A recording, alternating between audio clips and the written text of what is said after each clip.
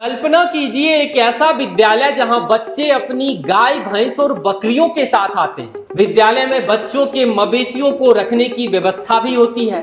बच्चे अपनी बकरियां, भेड़ या गाय भैंस लेकर आते और उसे स्कूल के पास चराते थे।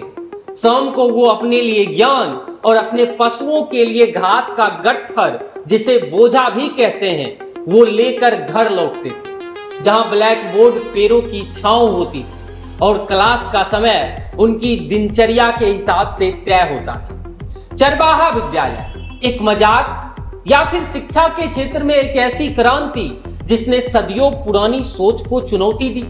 लालू प्रसाद यादव के चरवाहा विद्यालय की कहानी शुरू होती है 1990 के दशक के बिहार से। एक ऐसा राज्य जहां गरीबी अपनी चरम पर थी और शिक्षा खास करके ग्रामीण और दलित तबकों में लग्जरी मानी जाती थी।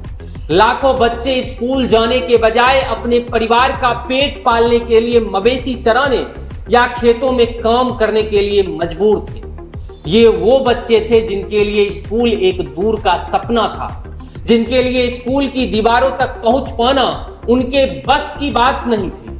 तभी एक ऐसा नेता उभरा जिसने सत्ता के गलियारों से बाहर निकलकर जमीन पर रहने वाले लोगों की पीड़ा को समझा। लालू प्रसाद यादव।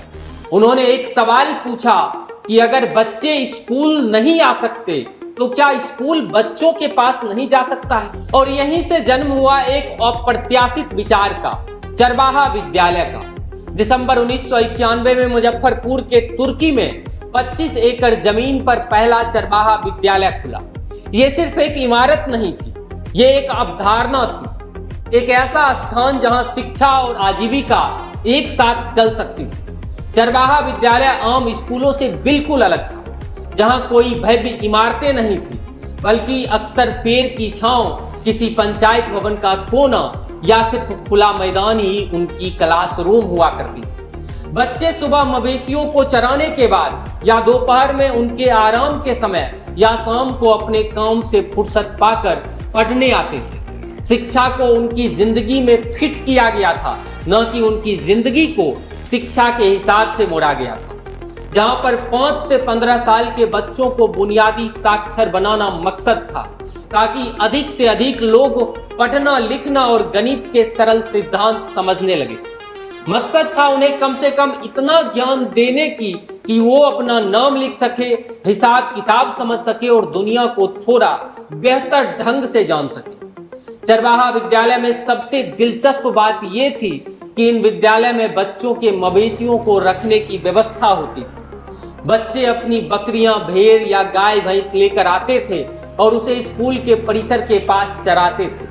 शाम को वो अपने लिए ज्ञान और अपने पशुओं के लिए घास का गट्ठर, जिसे बोझा कहते हैं, वो लेकर घर लौटते थे। यहाँ तक कि कुछ चरवाहा विद्यालय सिर्फ बच्चों तक सीमित नहीं था, वहां महिलाओं को सिलाई, कढ़ाई, पापड़, अचार बनाने का प्रशिक्षण भी दिया जाता था, ताकि वो आत्मनिर्भर बन सके। ये विद्यालय एक तरह से ग्रामीण विकास का बहुमुखी केंद्र बन गया था।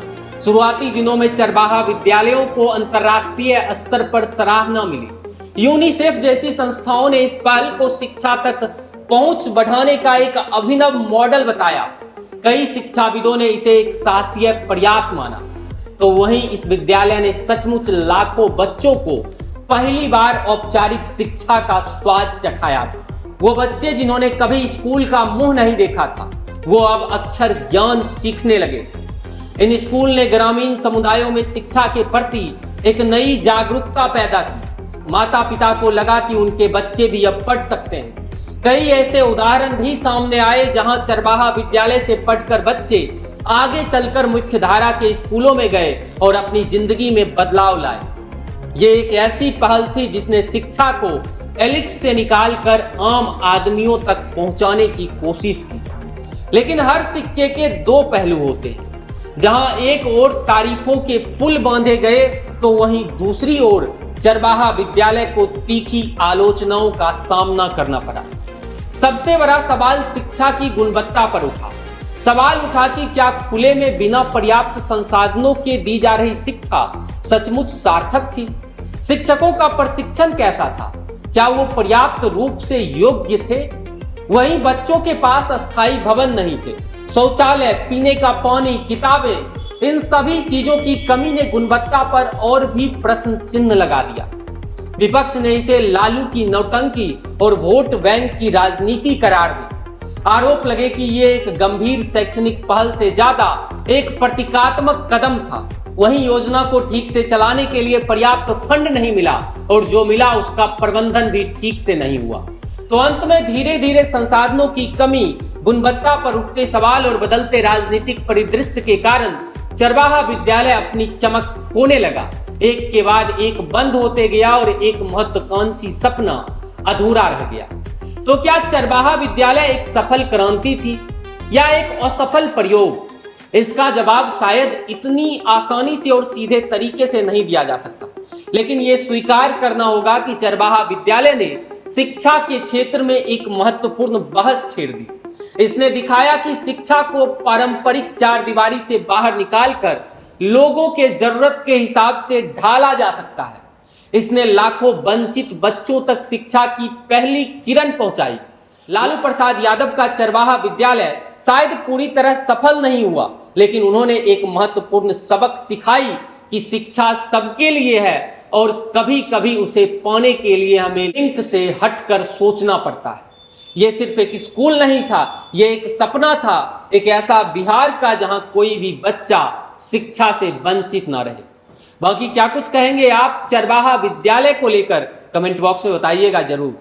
फिलहाल इस वीडियो में इतना ही। हमारे साथ बने रहने के लिए आप लोगों का बहुत बहुत धन्यवाद।